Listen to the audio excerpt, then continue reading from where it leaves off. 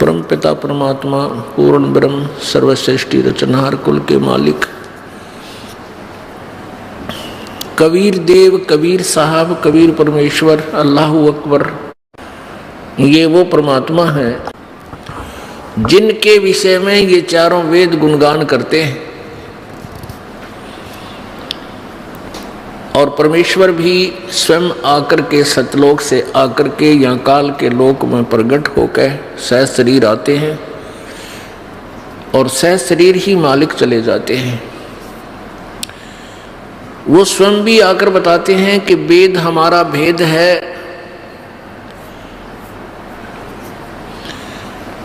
मैं ना वेदन के माही और जौन वेद से मैं मिलूं भाई वह वेद जानते ना। चारों वेद ऋग्वेद, यजुर्वेद, सामवेद और अथर्ववेद, इन चारों वेदों को वेद नाम से जाना जाता है कि वेद हमारा भेद है। कबीर जी कहते हैं वेद मेरा भेद है, मेरे बारे में ही गुणगान करता है, पर मैं ना वेदन के माही, यानी मैं इन वेदों में वर्णित विधि से प्राप्त नहीं हो सकता। मैं का अर्थ है कि मेरा जो वास्तविक जाप विधि, मेरे पाने का जो तरीका है वो इन वेदों में नहीं है। अर्जुन से वेद से मैं मिलूं, जैसे गीता जी अध्याय नंबर 4 के श्लोक 32 में कहा है कि वो सच्चिदानंद घन ब्रह्म की वाणी में सब प्रकार के धार्मिक अनुष्ठान जो शास्त्र अनुकूल हैं उनको विस्तार से लिखा गया है और उनको अपनी क्रियाओं द्वारा कर्म करके सफल किया जाता है। उसके विषय में तत्वदर्शी संत ही बताएंगे। चौथे अध्याय के 34वें श्लोक में कहा है उन तत्वदर्शी संतों की खोज कर उनसे पूछो, फिर वो बताओगे। तो यहां परमात्मा खुद भी कह रहे हैं कि वेद हमारा भेद है, मैं ना वेदन के माही और जौन से वेद से मैं मिलूं। सच्चिदानंद घन की वाणी में अपने आप अपने मुखारविंद से उच्चारित अपनी महिमा के ज्ञान को परमात्मा स्वयं ही संकेत कर रहे हैं कि उस वेद से, सूक्ष्म वेद से मैं मिलूं और उसको वेद जानते ना। उन चारों वेदों में वो वर्णन नहीं है। जैसे गीता जी अध्याय नंबर 8 के श्लोक नंबर 13 में गीता ज्ञान दाता ब्रह्म श्री कृष्ण जी में प्रवेश कर बोल रहा है, कह रहा है कि मेरा एक ओम अक्षर है, नथिंग एल्स, इसके अतिरिक्त कोई मंत्र नहीं है। और ये उच्चारण करके सिमरण करते हुए जो अंतिम श्वास तक शरीर छोड़ते समय भी इसका श्वास समन करते हुए देह त्याग जाता है तो परम गति को प्राप्त होता है, अर्थात मेरे वाली साधना को प्राप्त होता है। फिर 8वें अध्याय के 5 और 7 श्लोक के अंदर अपने विषय में कहता है मेरा भजन कर मुझे प्राप्त होगा। मेरा एक और मंत्र है 8 के 13 में। अध्याय नंबर 8 के श्लोक 8, 9 और 10 में अन्य उस सच्चिदानंद घन परमात्मा के विषय में कहा है जो 8वें अध्याय के, जिसके विषय में 8वें अध्याय के पर 3रे मंत्र में अर्जुन के पूछने पर गीता ज्ञानदाता कहता है वो परम अक्षर ब्रह्म है। उसके जाप की विधि, वो परमात्मा सच्चिदानंद घन ब्रह्म है, उसके पाने का मंत्र सांकेतिक है, स्पष्ट नहीं है। गीता जी अध्याय नंबर 17 के श्लोक नंबर 23 में कहा है ओम तत्सत इति निर्देश ब्रह्मण त्रिविध समर्थ है। उस सच्चिदानंद घन ब्रह्म यानी परम अक्षर ब्रह्म की भक्ति का केवल एक ओम तत्सत, ये 3 मंत्र का जाप है। निर्देश है इसके जाप करने का, नथिंग एल्स, और नहीं। और इसकी विधि भी 3 प्रकार से ही सिमरण होती है। 3 प्रकार से इसकी सिमरण की विधि है। जिन पुण्यात्माओं को ये तीनों मंत्र प्राप्त हो चुके हैं वो समझ रहे हैं। ओम नाम तो ब्रह्म का है और तत् और सत ये सांकेतिक है, ये पूर्ण ब्रह्म। एक सत जो तत्व है ये अक्षर पुरुष का है यानी पर ब्रह्म का, जो सात संग ब्रह्मांड का स्वामी है, और सत ये पूर्ण ब्रह्म परम अक्षर ब्रह्म का मंत्र है। इन तीनों मंत्रों का सामूहिक जाप है।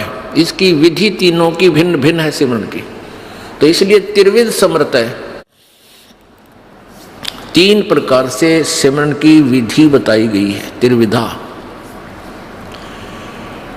पुण्यात्माओं, जब तक हम ये निर्णय नहीं कर लेंगे कि कौन परमात्मा है और जो हमें सुख देता है, पूर्ण मोक्ष दे सकता है, जन्म मृत्यु के इस झंझट को सदा के लिए समाप्त कर सकता है, तब तक हम साधना भी करते हैं, वो साधना व्यर्थ है। भले ही यहाँ का विधान है कि वर्क डन सबको मिलता ही है, लेकिन वो भी व्यर्थ है। कैसे व्यर्थ है? जैसे किसी ने धर्म भंडारा कर दिया, पक्षियों को दाने डाल दिए, कुत्ता ने रोटी डाल दी।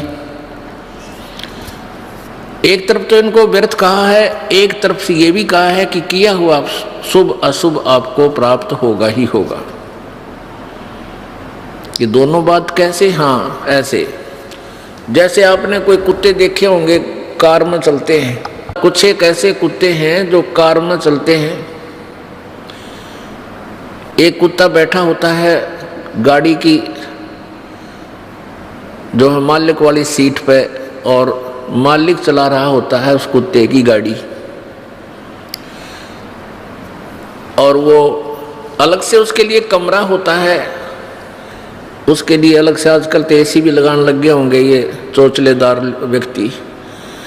उसके ऊपर कूलर, पंखा, वेटरनरी सर्जन महीने में, हफ्ते में, 10 दिन में उसकी सारी जांच करता है और बढ़िया आहार उसको प्राप्त होता है। उस कुत्ते को मालिक स्नान कराता है, सैर सपट्टे करवा कर लाता है। अब उसको ऐसी सुविधाएं हैं उस कुत्ते को, शायद जनसाधारण को भी नहीं हो सकती, मनुष्य को।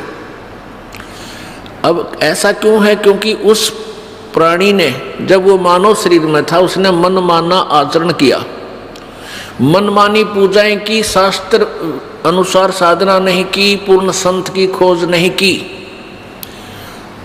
कहीं पर धर्म भंडारे करवा दिए, कि तो कुत्तों को रोटी डाल दी, कि तो पक्षियों को दाना डाल दिया, कि तो गौशाला बनवा दी, कहीं धर्मशाला बनवा दी। उनका प्रतिफल उसको मिलना था, क्योंकि जैसे कर्म करेगा वो फल मिलता है। अब संत इसे व्यर्थ भी कहते हैं। जैसे अब उसने जब मानव शरीर में था ये धर्म किया, और किया हुआ पुण्य भी उसको मिलना था, उसको कुत्ते की योनि में वो सब सुविधा प्राप्त होगी। कुत्ते की योनि में सब सुविधा प्राप्त होगी, और कुत्ते की योनि में अपने सारे उन पुण्यों को खा कर छिड़क पे छोड़ देगा। फिर सूअर की योनि में जाओगा, फिर क्या सुविधा मिलेगी? वो होली पूरी समाप्त हुआ, सारा उसका जो किया हुआ था दे दिया काल ने। यह परमात्मा कहते हैं ऐसा किया हुआ तुम्हारा पुण्य भी व्यर्थ है। यदि आपको पूर्ण संत मिले होते, पूर्ण संत से उपदेश लेकर उसके आदेश अनुसार आप धर्म पुण्य करते, तो आप या तो पार हो जाते, और अन्यथा आपका मनुष्य जीवन मिलता। जो सुविधाएं उस कुत्ते की योनि में प्राप्त हुई, आपको मनुष्य योनि मिलती। मनुष्य के शरीर में वो सब सुविधाएं, कार, कोठी, ड्राइवर, एसी, कूलर, सारी सुविधाएं प्राप्त होती, मेडिकल फर्स्ट एड सब प्राप्त होती। और हो सकता है भरमते भटकते कोई फिर संत दोबारा मिल जाता, बैटरी फिर चार्ज हो जाती। इसलिए कहा कि जो साधना आप जी करते हो वो व्यर्थ है। तो इसलिए गीता जी अध्याय नंबर 17 के श्लोक नंबर 23 में 3 मंत्र बताए हैं। ओम ब्रह्म का, तत् ये सांकेतिक है, ये पर ब्रह्म का, और सत्य ये भी सांकेतिक, ये दास बताओगा, ये सार शब्द है, सार मंत्र है, सार नाम है, वो है पूर्ण ब्रह्म का। इन तीनों मंत्रों के जाप से पूर्ण मोक्ष होगा। अन्य किसी भी सदग्रंथ में इन मंत्रों की जानकारी नहीं है। वेदों में संकेत है कि जो 3 नाम के जाप से पूर्ण संत 3 नाम का जाप देता है, उस 3 नाम के जाप की कमाई से मोक्ष पूर्ण देता है और आयु भी बढ़ा देता है। परमात्मा बढ़ाता है उसके जो 3 नाम के जाप का सिमरन विधिवत किसी संत से प्राप्त है। अब कई संत नकली यही एक नाम देते हैं, हरि ओम तत्सत, हरि और ला दिया उसका आगे, क्यों चातुर प्राणी है, इतने ना कि मैं श्रृंगार कर दे, मैं चमक धमक ना बनाओ, तो बोली आत्मा ने सोचेगी तो वो नाम है सुना सुनाया, उसमें एक और जोड़ दे। अब जैसे जैनियों ने ओम मंत्र है सीधा वेदों का, और वेदों से ही ऋषभदेव जी ने साधना शुरुआत प्रारंभ की थी। आगे चल के एक तीर्थ करने उस ओम को अणोम अणोम अणोम करना शुरू कर दिया, उससे की महिमा होगी कि यो मंत्र और बड़ी अणोम, अरे वो ओम में कह देना सीधा वो मेरे ख्याल में वो कारण गुनगुना होगा तो वो प्रसिद्ध हो गया। तो ऐसे इस ओम तत्सत का आगे हरि और ला लिया, हरि ओम तत्सत, इसका जाप शुरू कर दिया। कितने शरण पैर अपने आत्माओं जैसे काजू है और बादाम है, जैसे बादाम है अखरोट है, इनका ऊपर छिलका अलग है, और कोई सजा छिलका खाने लगे दांत और तोड़वा ले ना वो टेस्ट आवे, इनके अंदर है गिरी खान की। तो ऐसे ही ये तत्व, इसके अंदर एक सांकेतिक शब्द है जो दास आपको देगा। ऐसे ही सत्य ये अलग से एक और इस कवर के अंदर यानी छुपा हुआ गुप्त मंत्र है, वो ये दास आपको देगा, जिससे आपका पूर्ण मोक्ष होगा।